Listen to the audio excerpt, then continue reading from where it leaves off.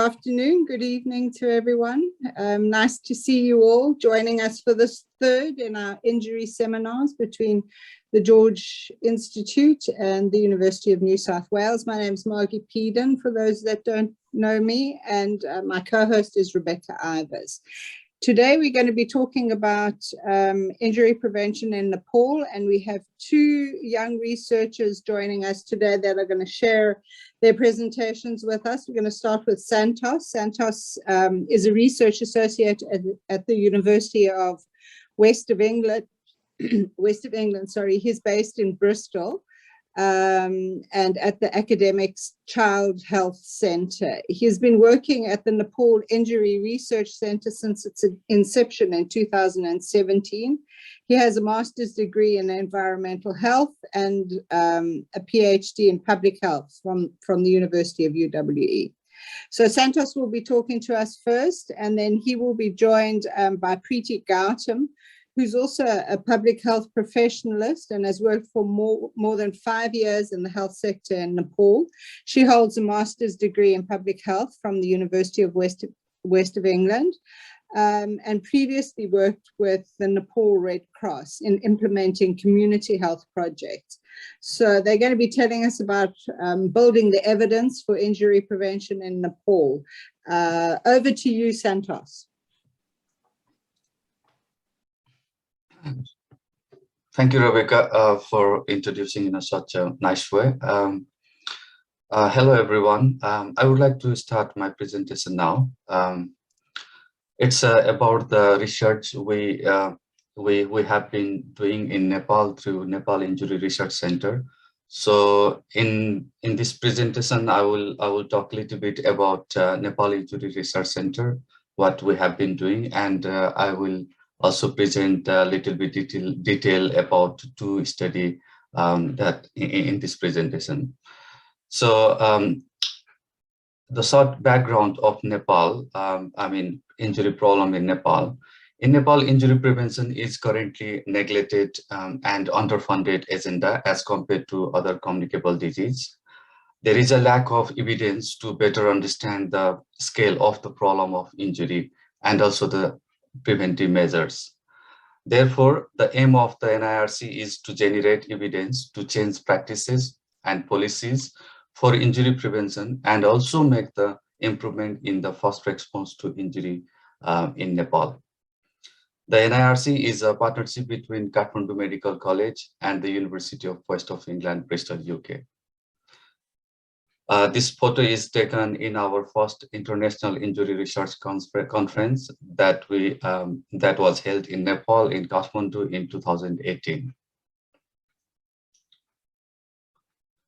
Since 2017, we have been doing different research projects in Nepal that are funded by the UK government through series of grants award. We have been doing this research with the collaboration of NGO, INGO, local and national level government authorities, including international institute, organization, and universities. You can see that in a slide, we have been doing more than 18 studies over 4 years. At the beginning of the project, we conducted a systematic review with the aim to understand the burden of injury in Nepal. From this review, we found that burden of injury in Nepal is not well quantified.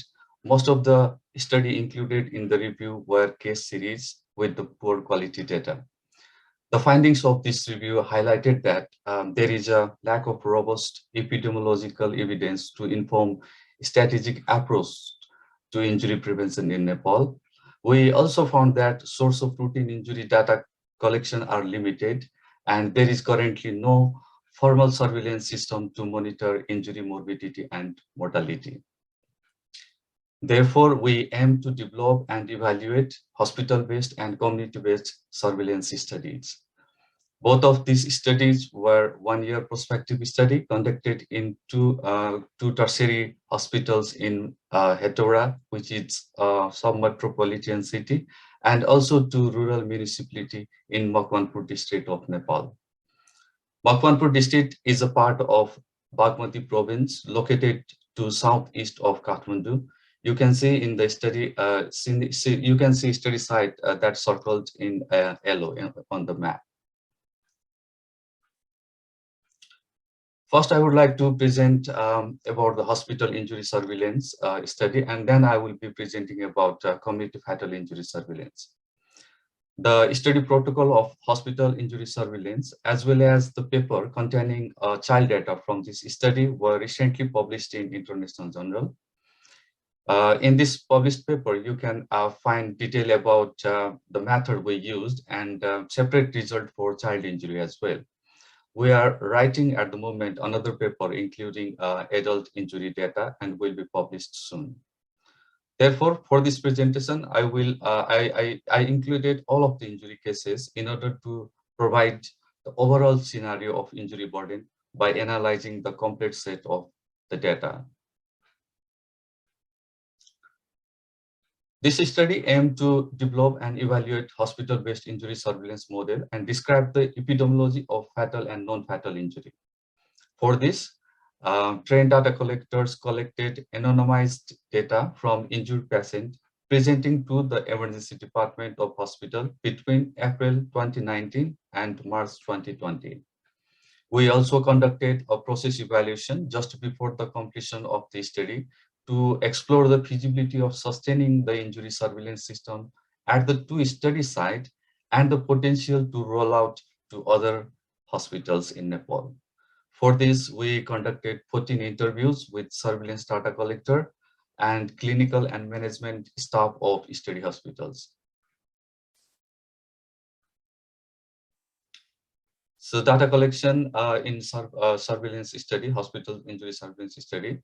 In this study, data were collected 24 hours, 7 days per week from injured patients presenting to EDs of hospitals.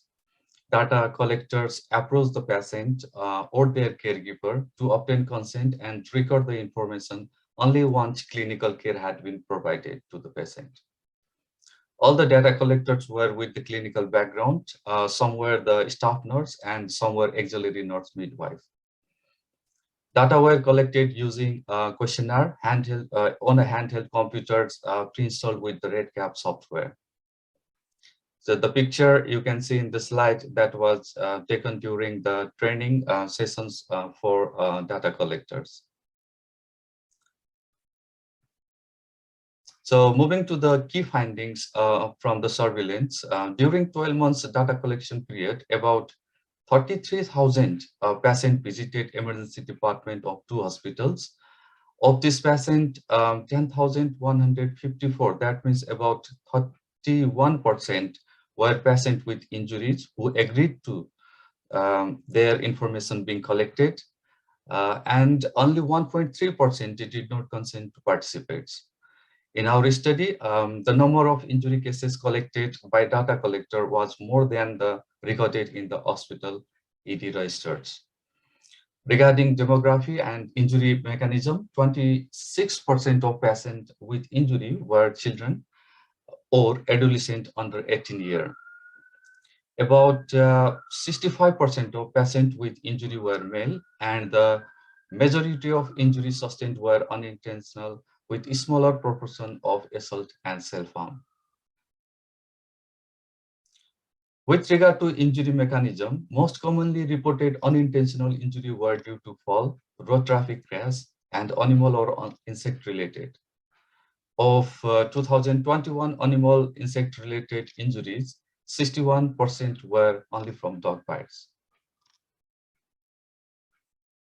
With regard to intentional harm, self-harm by poisoning and assaults from bodily force, that means physical force and fighting, were found to be the most common cause of injury. For the overall age, the rate of ED attendance was 24.1 for 1,000 population per year. We also found that this rate was highest among the patients of age between 18 and 44 years. This age category is regarded as most economically active population in Nepal, like other countries as well. Among overall patients with an injury, males had twice the rate of ED presentation compared to females. So that was 31.9 versus 16.7 per 1,000 population. Looking at any age group category, still males had higher rate of ED presentation compared to females. With regard to disposition from emergency department, most injured patients were discharged after treatment, with 8.3% admitted to hospital and 7.7% transferred to other hospital for further care. Looking at the fatal injury cases, total death from injury were 175. That means 1.7% of total injury cases.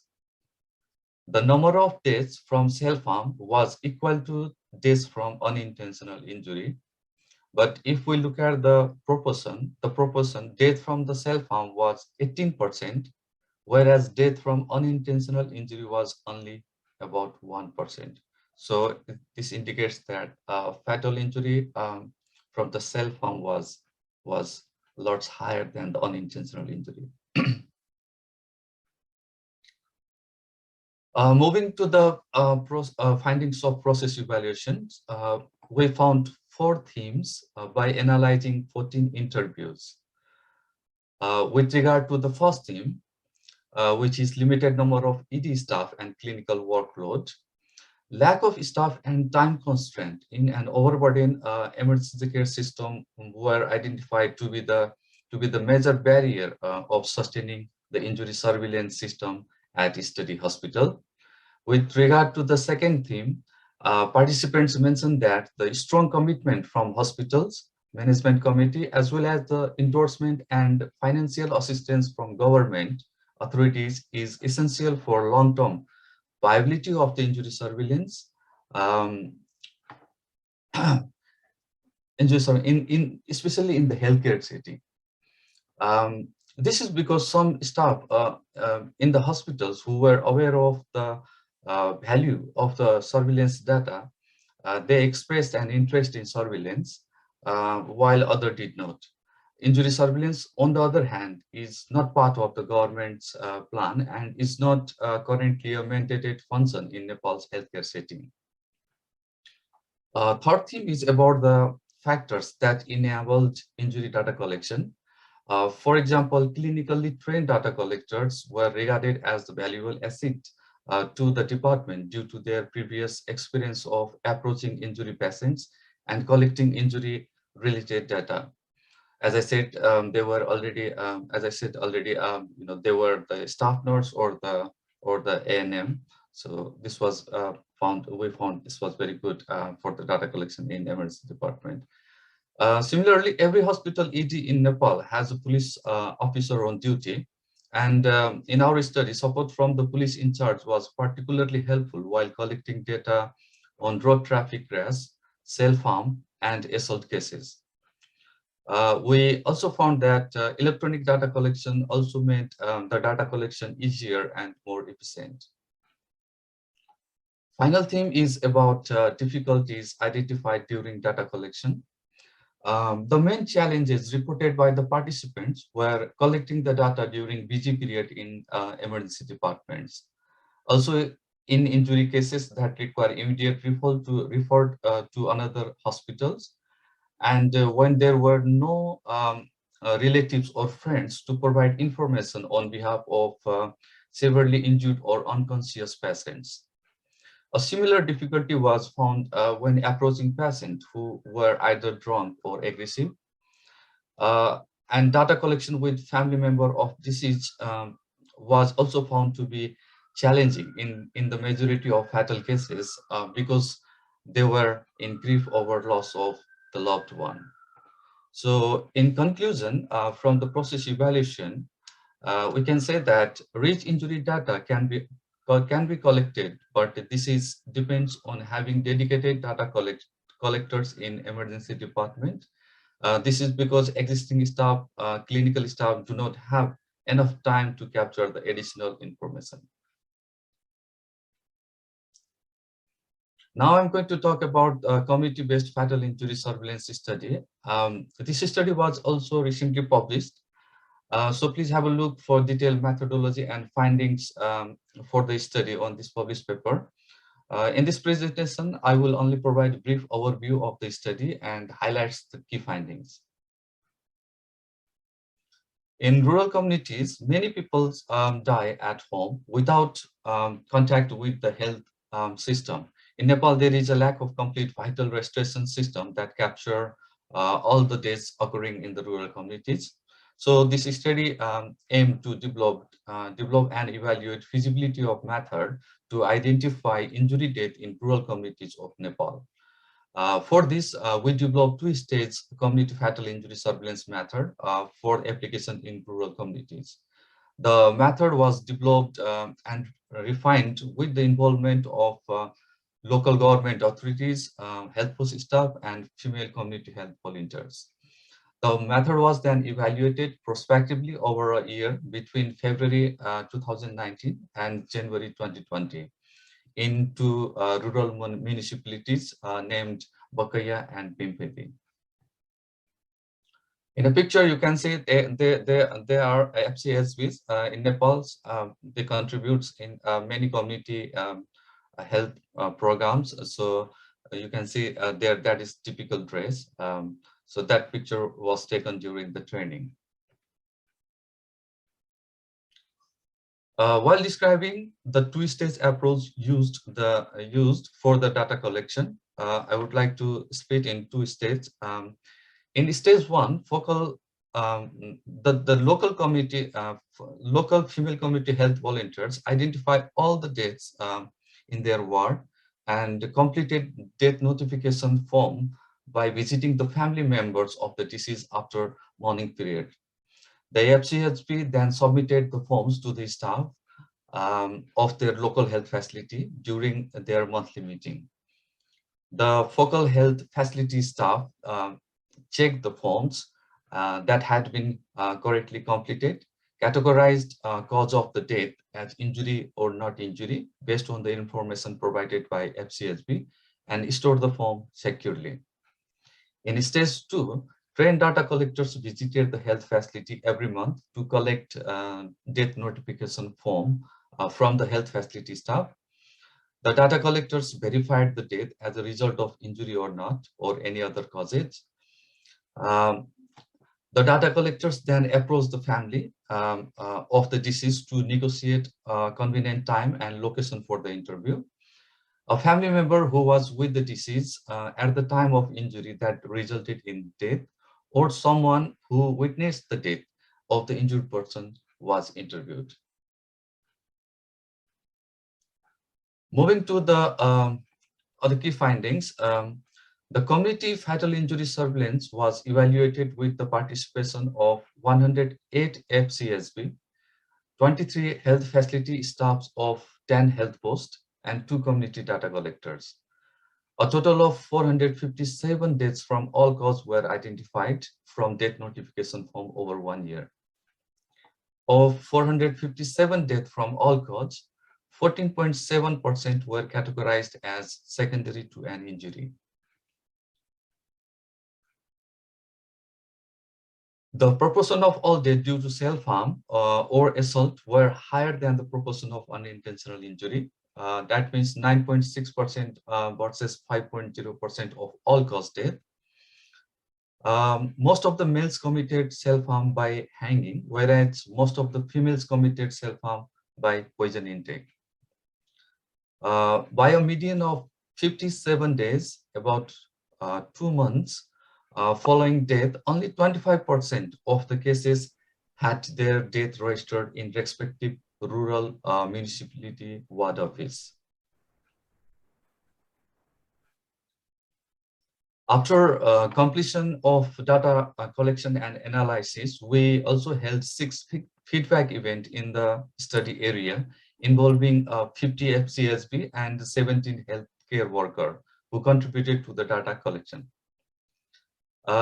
Feedback focused on ease of use of the tools, the addition of the further tasks to their workload, and whether this impacted on their ability to compare usual activities.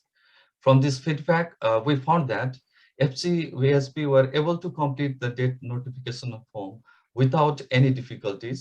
This addition duty was performed alongside their regular work.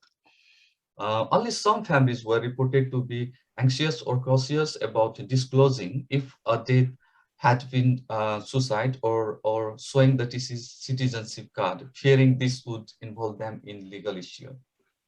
Some families wondered whether there was any payment they were entitled to by providing the information of deceased member.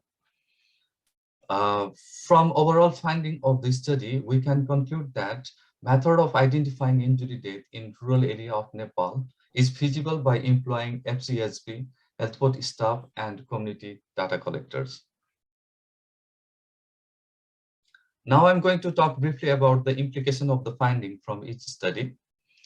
Finding of hospital injury surveillance suggests that injury surveillance in emergency department of both private and government hospital in Nepal is feasible. However, effective injury surveillance system require investment and capacity. Sustainability of injury surveillance can be achieved by prioritizing engagement of local health partners, staff training on data collection, use of digital data collection tool, continuing support and feedback during the surveillance process.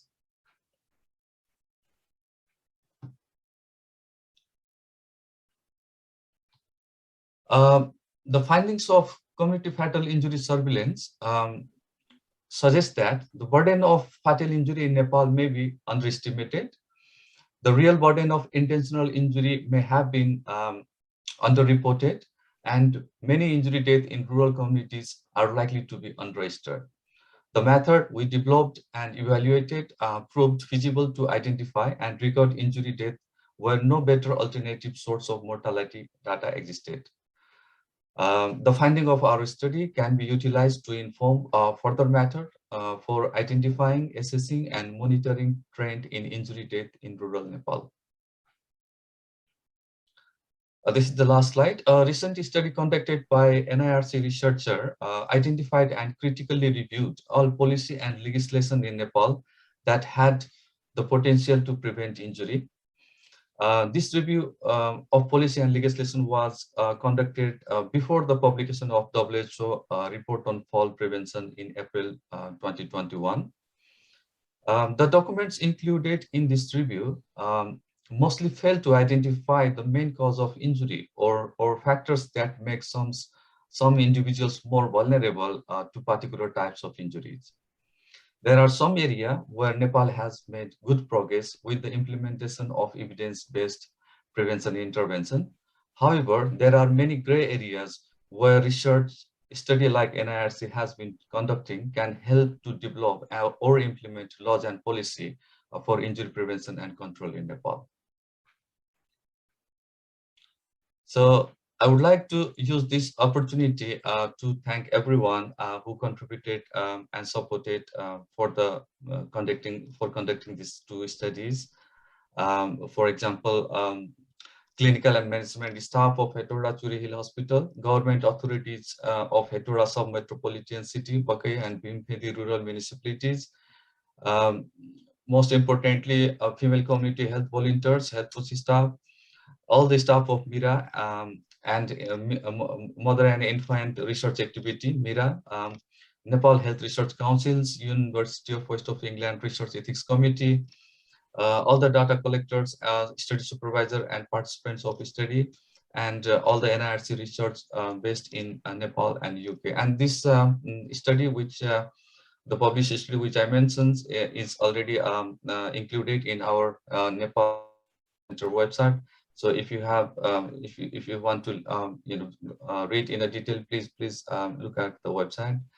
And I would like to use this opportunity to thank NIRC Nepal Director, Professor Sunil Kumar Joshi, and NIRC UK Director and Chief Investigator, Professor Julie Maiton, for their wonderful leadership, continued support, and encouragement while working in this NIRC project. Now, I would like to request our NIRC colleague, Ms. Preeti Gautam, for her presentation. Thank you.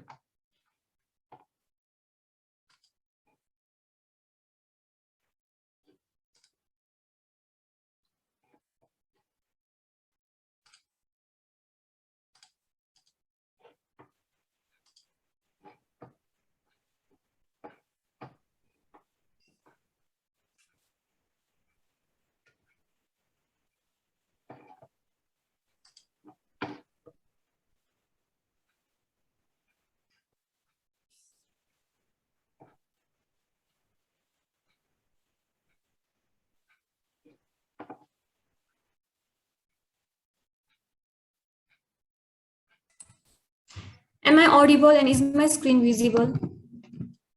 Yep, and yes, yep. We can hear and see you, Preety. Yeah, thank you. Hello, everyone. Thank you, Santosh. Thank you, Margie, for the nice introduction. I am now going to present on the topic unheard voices, engaging vulnerable groups in road injury research in Nepal. Over the past few years, there has been an increased research into road safety and injury prevention. However, most of these research tend to utilize quantitative methods with a focus on risk factors and disease burden. While this type of research is helpful in defining the problem, qualitative research is instrumental in preventing problems as it provides insight into the environments and the behaviors which make road traffic crashes. The local perspectives on the nature, causes, and potential solutions of traffic injuries in their locality, in fact, influence the uptake and implementation of prevention programs in the communities. Therefore, today I'll be talking about three qualitative research, including three different groups whose voices are often unheard and neglected: the adolescents, the people living with disabilities, and the drivers driving heavy good vehicles in Nepal. So the aim of the study was to explore the road risk adolescents perceived while they walk to school in Makwanpur, Nepal. For the inclusive safe mobility study, we aim to explore the perception and experiences of mobility among people with disabilities and also to identify facilitators and barriers to the achievement of inclusive safe mobility in Kathmandu Valley. For the heavy good vehicle driving study, we aim to explore the perception and experiences of truck drivers and representatives from their professional association regarding road dangers in Makwanpur, Nepal. So for those of us who do not know where Nepal is, it is a landlocked country surrounded by India in the east, west, and south, and by China in the north. The two studies, the adolescents' perception of road risk and the heavy good vehicle driving study, were conducted in Hetauda, Makwanpur, which is indicated by a yellow star in the map. For the inclusive safe mobility study, we carried out the study in Kathmandu Valley, which consists of three small districts, Bhaktapur, Lalitpur, and the capital of Nepal, Kathmandu. Kathmandu Valley is also the hub for opportunities with modern road networks, and it has the highest proportion of population living with disability as per the data of Central Bureau of Statistics 2012. So talking about the study participants and recruitment, we used road crash data from the Nepal Traffic Police to determine location on the East-West Highway known to be at high risk of crashes. We therefore approached Tribhuvan Secondary School. The head teacher of the school helped us in identifying the adolescents who were 12 to 16 years old, who walked to school and were exposed to the East-West Highway rather than the inner or minor roads during their journey to school. For the inclusive safe mobility study, with the help of National Federation of the Disabled Nepal, which is an umbrella organization run by people with disabilities, we recruited people with disabilities residing in Kathmandu Valley. We also recruited advocates advocating on the issues of disabilities and the decision makers involved for inclusive safe mobility. For the heavy good vehicle driving study, we recruited truck drivers and members from Transportation Entrepreneurs Association from Hetauda, Nepal. For the adolescents' perception of road risk, we used a photo elicitation technique that involved photographs to invoke comments, memory, and discussion in the course of a semi-structured interview. As the potential participants were identified, we took assent from the adolescents and consent from their parents. To help the school children engage with the project, we also provided a digital camera in order to enable them to record road dangers as they walk to school. On each day of the data collection, one of the researchers would arrive at the child's home before the time they would normally leave for the school. The child and the researcher then walk to school. For two reasons, the researcher walked along with the child: one, to support the child if there were any difficulties with the camera, and second, to ensure that the child did not place themselves at risk while taking the photographs. We also conducted a semi-structured interview on reaching the school with the adolescents to talk about the journey and the photographs they took. The interviews were conducted in Nepali and they were audio recorded. Audio files were transcribed, translated into English, and we used Brown and Clark's thematic approach to analyze the data. So for the inclusive safe mobility study, we used a video elicitation technique, a similar approach to the photo elicitation. We provided written information sheets to the potential participants, and once they agreed to participate in the study, we took a written consent or assent from the participants. We also took consent of the caregiver or the personal assistant of the participants from whom we took written assent. The people living with disabilities were then provided with a GoPro camera. They were shown how to use it and they were given the chance to practice taking some videos. They were then asked to capture one of their journey using a GoPro camera, which they then talked about it during an interview afterwards. Each participant were also asked to have a personal assistant or a caregiver who could support the participant in using the camera. The interviews were audio recorded, transcribed, and translated into English. We also carried out an early analysis, which included reading transcripts and watching the videos repeatedly. The ideas from this early analysis informed later data collection, which included interviews with the advocates and decision makers. All the interviews in the study were conducted virtually or face-to-face where possible due to COVID-19 restriction. We used Brown and Clark's thematic approach to analyze the data. So for the heavy good vehicle driving study, we approached truck drivers on the site. In the absence of formal trucking stops in Nepal, truck drivers often use informal locations with roadside settlements along the highway where they can eat, they can rest, repair their vehicles, load, unload goods, and wait for the consignments. We therefore recruited the truck drivers at Thanabarang, which is a popular informal truck stop location in Hetauda, Makwanpur. Interviews often took place in the driver's cab as shown in the picture. Since these were busy people, we needed to make a relatively short process using the short topic guide. We were also very mindful of the fact that they were not distracted from the needs to work and earn an income. We also conducted a focus group discussion with the members from the Transportation Entrepreneurs Association in their office. And in this study also, we recorded all the interviews which were transcribed and translated into English. And we used Brown and Clark's thematic approach to analyze the data. So now talking about the results of adolescents' perception of road risk, 14 adolescents, 8 female and 6 male were interviewed. Two overarching themes, the environmental factors and the behavioral factors were identified, which increased risk for the adolescents during their journey to school. Under each theme, we have 3 sub-themes, but today I'll be talking only about the 2 sub-themes. From the study, we also found that the adolescents walked on a dot verge, stretching in both directions from the school and on either side of the road. The verge is variable in width and not passable, this forces adolescents to walk on the main road at that point as shown in the picture. Because of this, all students expressed a fear of being hit by a vehicle when walking to school. Most of the adolescents also took several photos of the vehicles that were broken down or parked on the side of the highway, obstructing the verge where they walked, as shown in the picture. This forced the adolescents to walk on the main road to get past the vehicle. Hence, several children expressed that it was not easy to see the oncoming traffic as they stepped into the main road to get around the vehicle. For the behavioral factors, the adolescents were anxious about the vehicle speed along the highway. They reported that vehicles had to brake suddenly to avoid collisions, and when it was not applied, the vehicle could hit the pedestrians. In addition to speeding, several participants also observed that overtaking at speed on a narrow highway pushed the vehicle being overtaken closer to the verge where the participant may be walking. Therefore, most of the participants felt scared while they walked to school. The children also expressed their concern about the driver's behaviors towards pedestrian.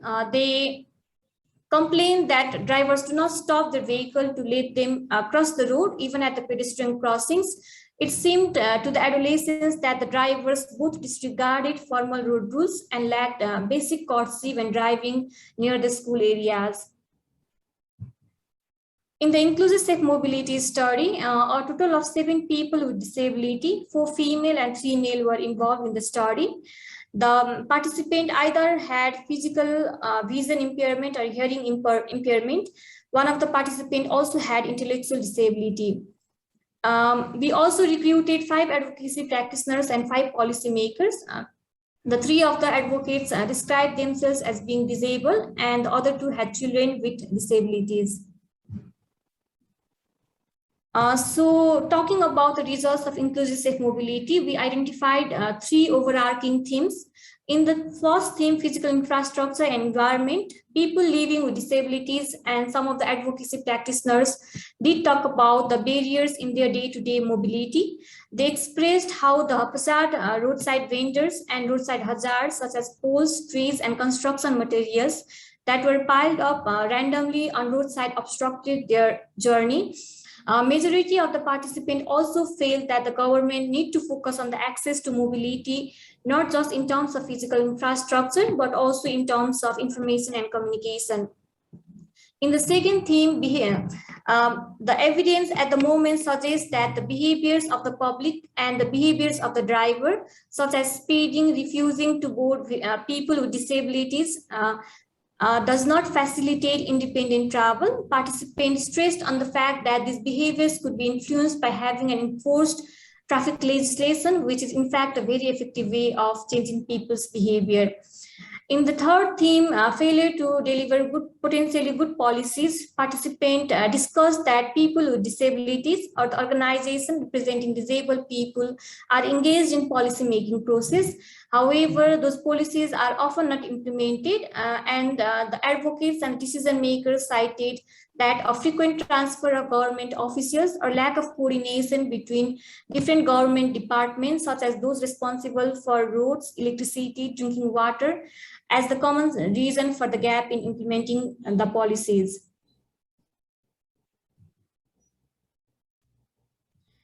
Here, I would like to share a small video clip that was taken by one of the vision impaired participants. The participant had support to put on and take off the camera, but his journey was completely taken independently.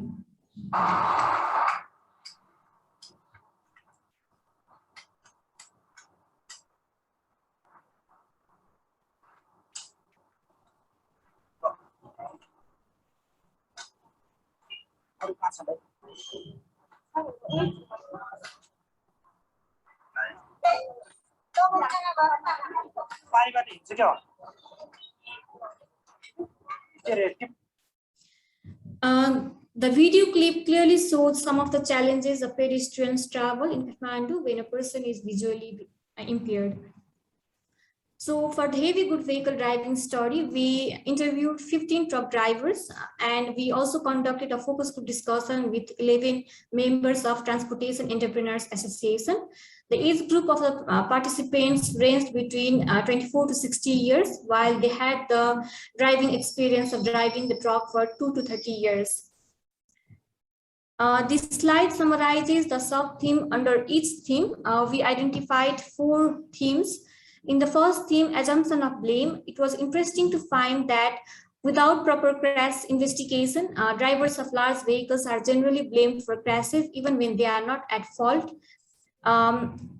This reportedly induced stress among the drivers. The second theme reflects the safety aspect in the trucking industry. The truck driving profession was found to be regarded as last resort occupation for individuals having low levels of formal education. From this study, we also found that the trucking industry is dominated by single vehicle owner operators, where most of them solely focused on revenue generation and therefore neglected the safety of drivers, both in terms of physical and mental health.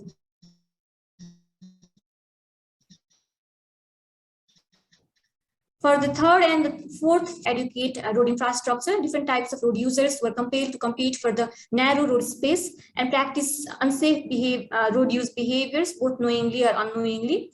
The lack of road safety education and training further aggravated this issue. In this section, I would like to discuss what went well and what did not go well while carrying out these studies. Use of, for the adolescents' perception of road risk, use of a simple digital camera was quite handy for the adolescents to learn and use the camera.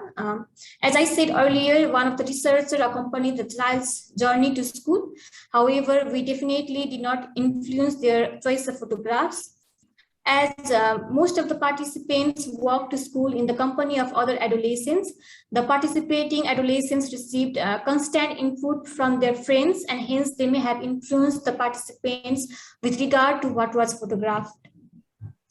In the future, we can potentially think of carrying out a walk-along interview where the researcher interviews the participant while walking through the neighborhood.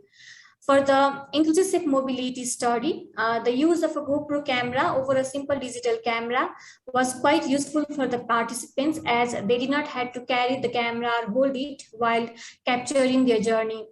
The participants were also free to decline to generate video data and to instead describe the journey experiences narratively during their semi-structured interview.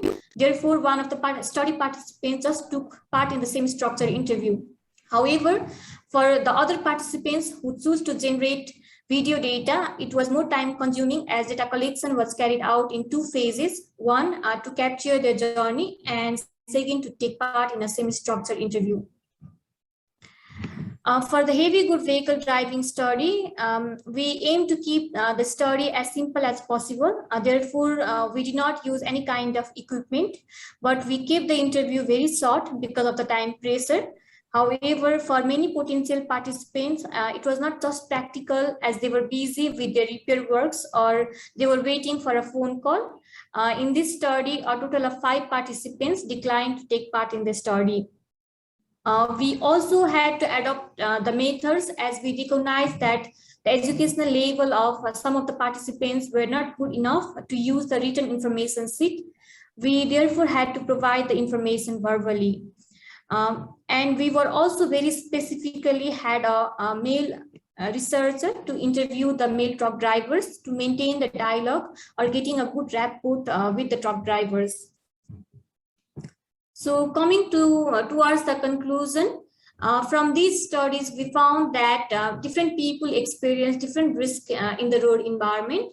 We thus need to provide those people with an opportunities to share their experiences. We therefore need to think flexibly about how do we help people engage in research and adopt our methods in order to meet their needs. And by doing so, they will then provide us with the information which could potentially help reduce those hazards and improve their safety. In the end, I would like to thank Meera, who supported us during the data collection. I would also like to thank all the participants who took part in the study. The two of our studies, the adolescents' perception of road risk and the heavy good vehicle driving study, has already been published and is accessible through the link available. For the inclusive mobility study, we are still writing this paper. Once it is published, this will be available in the website of NIRC. Thank you.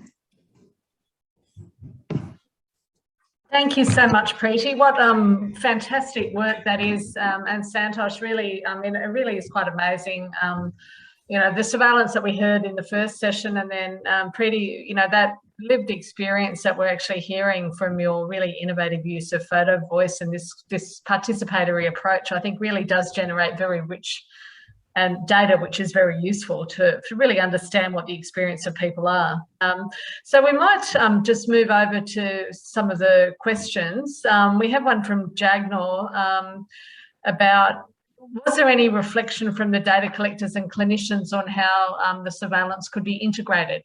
So standalone injury surveillance is perhaps a very resource-intensive exercise for even sentinel surveillance. So Santosh.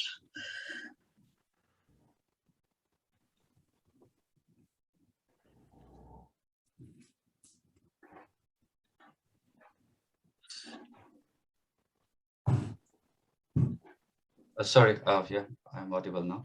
Thank you, Jagnar, for this question. Yes, in our process evaluation, when we talk with the clinical person in the ED and doctors and the data collectors, they suggested that yes, surveillance study, surveillance can be continued in the hospitals, but and they also suggested like the current clinical staff, they can continue that injury data collection, besides their regular tasks, but there need to be some kind of incentive, or maybe some additional staff need to be in the emergency department, because they already have overburden of the clinical activities, and so they are not really able to collect injury data. And that is also another reason is because they don't have any kind of obligation or something, provision that they have to collect the injury data. They just have to collect the clinical data that they required for their activities. So yes, if they are trained and provide some incentive, they may collect the injury data as well, or maybe additional staff in the emergency department can collect the injury data. Thank you. Great, thanks, Santosh. Now there's another question from Grace asking what is next in terms of using the injury surveillance data in a way that makes the hospital and community feel more empowered and invested in keeping this surveillance going, because it's time, there's lots of time, resources of staff. So how do you incentivize them to keep going and use the data in a full way? Because often what's happened, and I think it's a good point, and I think we've all been guilty of it, where we've started such surveillance systems as part of a research study, they're not continued because of all the challenges. What do you think the future is?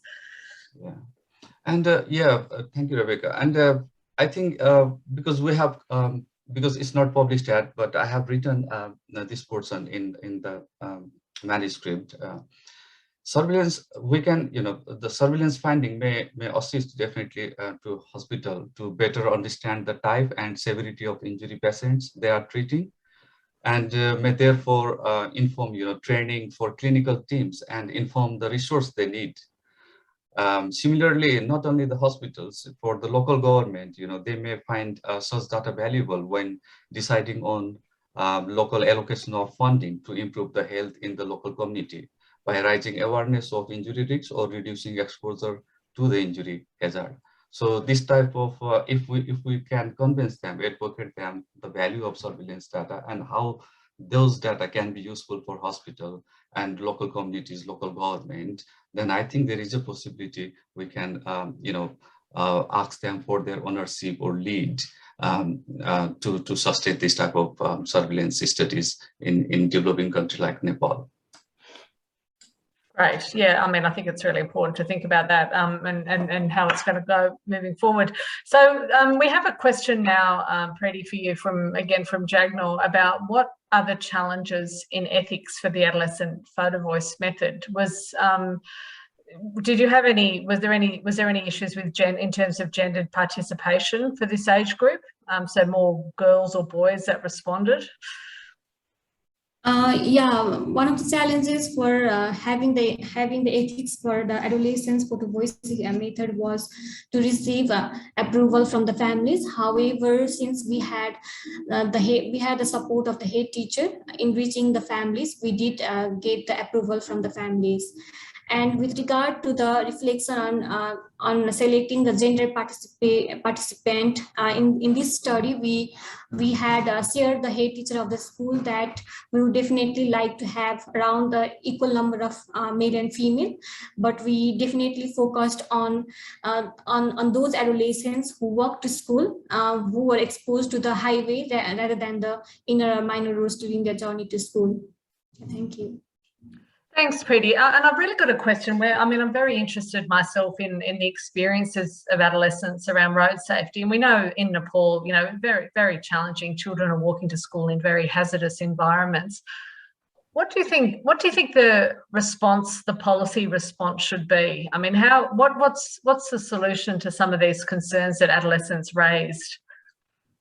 I think first of all, I think the local government need to think about the areas around the school to make the safety.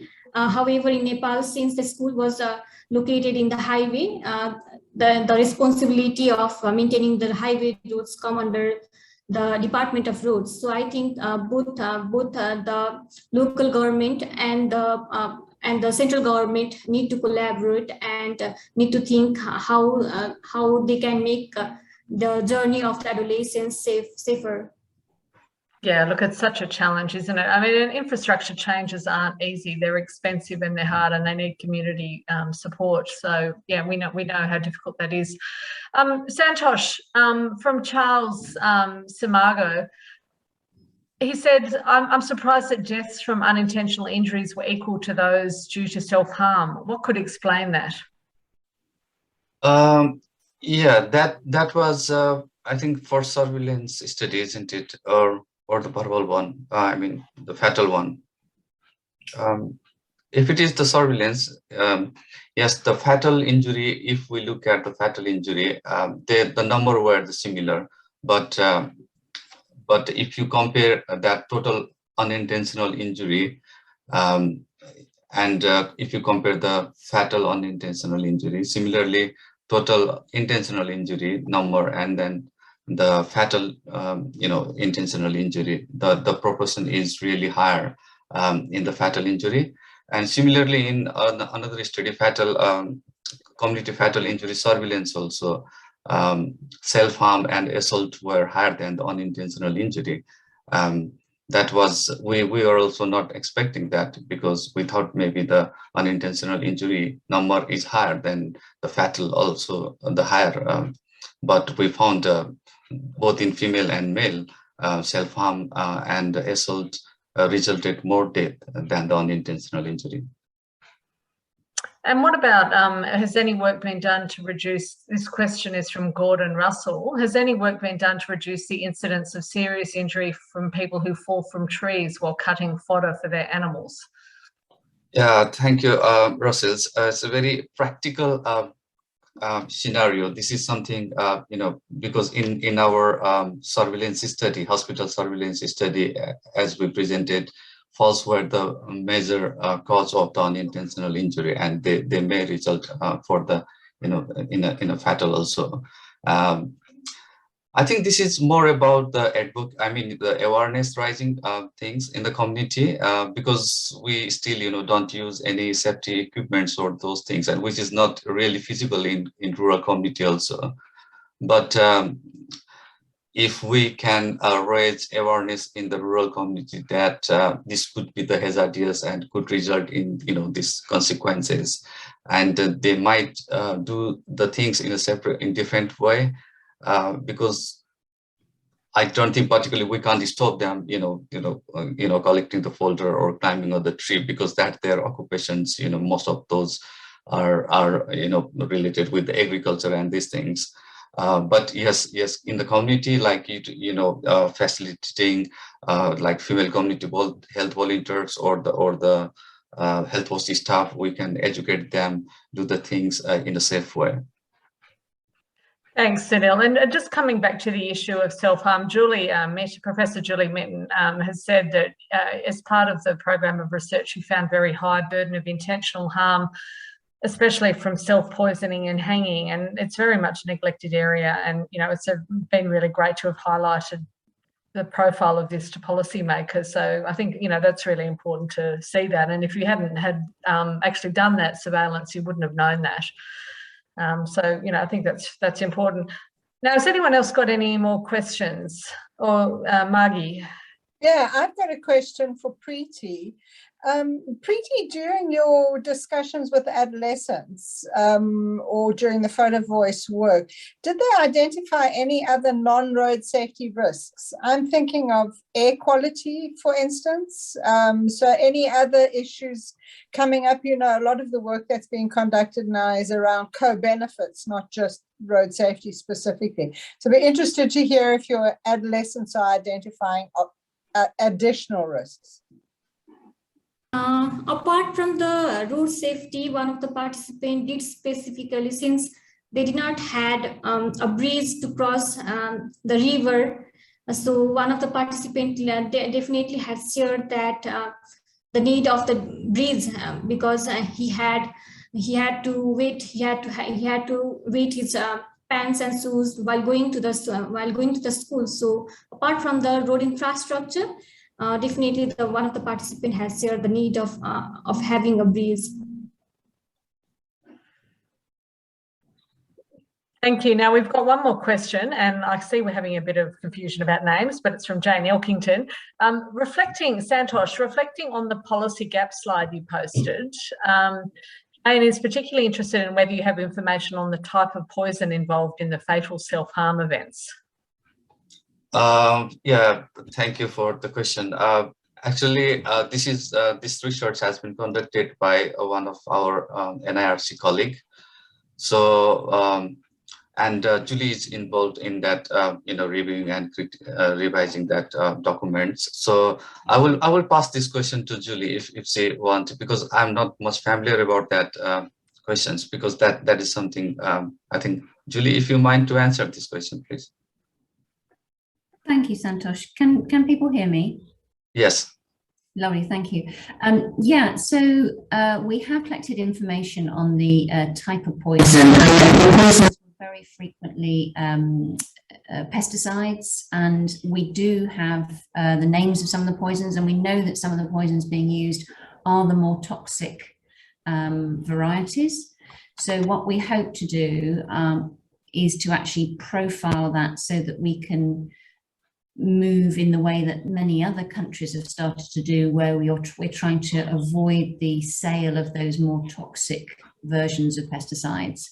So I think that that's something that hasn't really had much profile yet as decision makers, and it would be great if we could use some of our data to try to advocate for that action. Right. Now, I'm aware that it's just about time to wrap up now. So I think we've finished all of our questions now. Thank you, everyone. Thank you so much, Santosh and Preety. And for those of you who don't know, we had a really wonderful seminar earlier in the week with Professor Sunil Joshi and Professor Julie Minton and Santosh and Preety and Dr. Puspa Pant and others presenting about the really tremendous work of the Nepal Injury Research Centre over the last 4 years, with a whole lot of policymakers and others. And I've been the chair of the International Advisory Committee for that time. And really, it's been an absolute privilege to have worked with you all. It's just such an incredible body of really impactful, high quality research. There's huge infrastructure and capacity in Nepal with this work and direct links with policymakers. I just wanted to say as we wrap up, thank you so much. It's a brilliant body of work. It's been wonderful to hear from you tonight, to hear a little bit more about it. So thanks, everyone. Just a heads up that next month we'll be hearing from Dr. Mao Yi Tian. He's now at Harbin Medical College in China, and he's going to be talking about some really exciting work on hip fracture in China. So please look out for the invitation, and we look forward to having you join us here next month. Thanks very much, and good night, everyone, or good morning. Thank you.